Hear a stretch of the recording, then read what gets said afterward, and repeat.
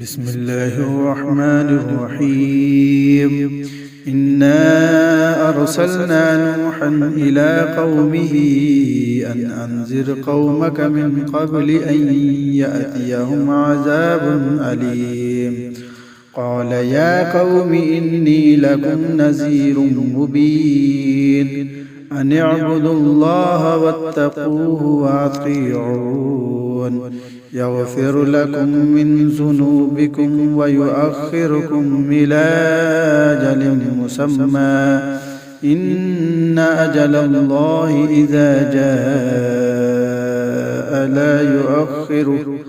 لا يؤخر لو كنتم تعلمون. قال رب إني دعوت قومي ليلا ونهارا فلم يزدهم دعائي إلا فرارا وإني كلما دعوتهم لتغفر لهم جعلوا أصابعهم في آذانهم واستغشوا ثيابهم وأصروا واستكبروا استكبارا ثم إني دعوتهم جهارا ثم إني أعلنت لهم وأسررت لهم إسرارا فقلت استغفروا ربكم إنه كان غفارا يرسل السماء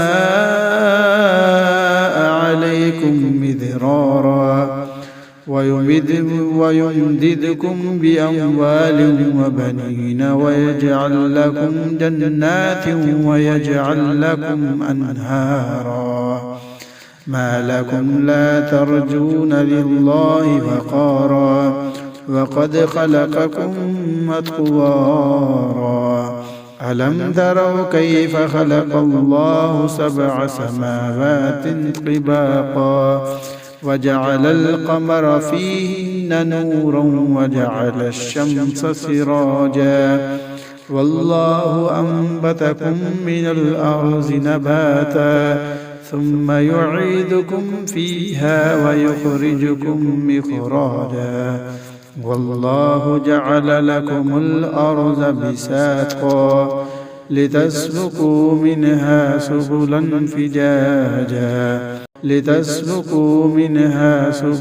فجاجا قال نوح رب إنهم عصوني واتبعوا من لم يزده ماله ولده إلا خسارا ومكروا مكرا كبارا وقالوا لا تذرن آلهتكم ولا تذرن ودا ولا سواعا ولا يغوث ويعوق ونسرا وقد أضلوا كثيرا ولا تزد الظالمين إلا ضلالا مما خطيئاتهم أغرقوا فأدخلوا نارا فلم يجدوا لهم من دون الله أنصارا وقال نوح رب لا تذر على الأرض من الكافرين ديارا إنك إن تذرهم يضلوا عبادك ولا يلدوا إلا فاجرا كفارا